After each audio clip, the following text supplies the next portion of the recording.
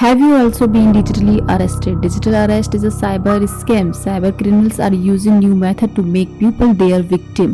Cyber criminals trap people in digital arrest scam and threaten and intimidate them. They accuse them for being involved in money laundering, drugs and illegal activities. They still there being earning. One such case is from Lucknow, the capital of Uttar Pradesh. Cyber thugs digitally arrested Professor Dr. Ruchika Tandon for 7 days and dubbed her of rupees 2.81 crore. Know the whole case. Nandita Kakkar from One Way India Post. मेरा नाम doctor Ruchika Tandon है। मैं एक neurologist हूँ और हाल फिलहाल मेरे साथ एक साइबर फ्रॉड हुआ है। तब तक मुझे आइडिया नहीं लगा कि क्या हो रहा था, क्योंकि वो अकाउंट्स देते थे जो रिट वगैरह उन्होंने डाली थी कोर्ट में, डॉक्यूमेंट्स भेजते थे, उनमें सील लगी रहती थी, कोर्ट की सिग्नेचर्स होते थे और वो काफ़ी ओरिजिनल लगता था। और जब ये सारा पैसा around between 2 to 3 crore transfer हो गया उनका अकाउंट में, तब फिर उन्होंने कहा कि हम बेल दे सकते हैं, तो आप ड्यूटी पर आप जा सकते हो। In Lucknow, criminals made Professor Dr. Ruchika Tandon talk to an alleged IPS officer that one of her bank account is connected to money laundering of rupees 7 crore. एक दिन मॉर्निंग में कॉल आया, हमें आपको फिज़िकली अरेस्ट करने के instructions मिल रहे हैं और 5 मिनट के अंदर पुलिस आपके पास पहुंच रही है। हमने सबको अलर्ट कर दिया है आपके आसपास के पुलिस स्टेशन में। कहा कि हम फिर भी बात करके अपने सीनियर से ये ट्राई कर सकते हैं कि आपको डिजिटल कस्टडी में रखा जाए। Professor Dr. Ruchika Tandon was told that money from her account went to the account of Naresh Goyal, which is believed to be connected to money laundering. The criminals created such an environment that she started believing it. उन्होंने कहा था कि जो पैसा जो money laundering हुई है वो नरेश गोयल का नाम लेते थे कि उनके अकाउंट में गया है।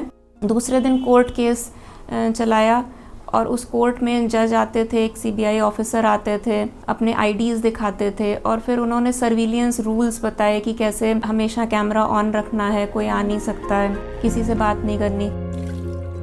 जो फैमिली के अकाउंट्स थे, फंड्स वगैरह, जो इन्वेस्टमेंट्स थे, FDs थी, जिस तरीके की भी सेविंग्स थी, पॉलिसीज़ थी, वो उन्होंने कहा कि उसको ब्रेक करना है। अराउंड 1 वीक में मैंने वो अलग अलग अकाउंट्स में पैसा ट्रांसफ़र किया।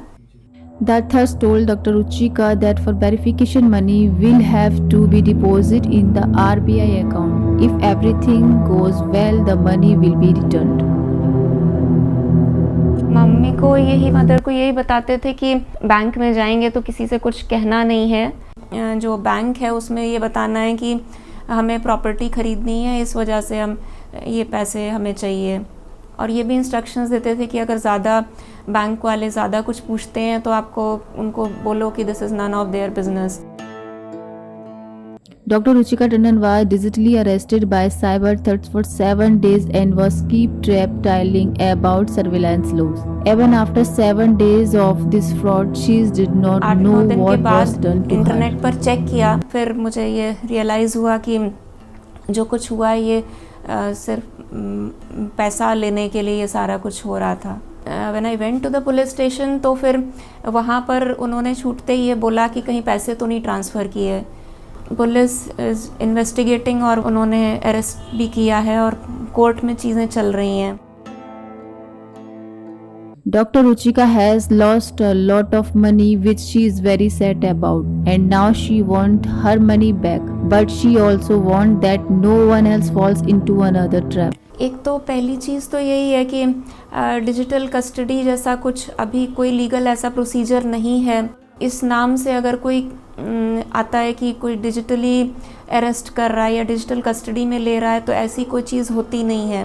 पुलिस स्टेशन में एक्चुअली बात करनी चाहिए कि ऐसा कुछ हो सकता है कि नहीं। DCP Central Ravina Tyagi said that an FIR has been registered on the complaint of the doctor victim. The accused first introduced himself as an officer of TRI. Then he introduced himself as a CBI officer. The investigation of this case is going on and soon the truth will be revealed.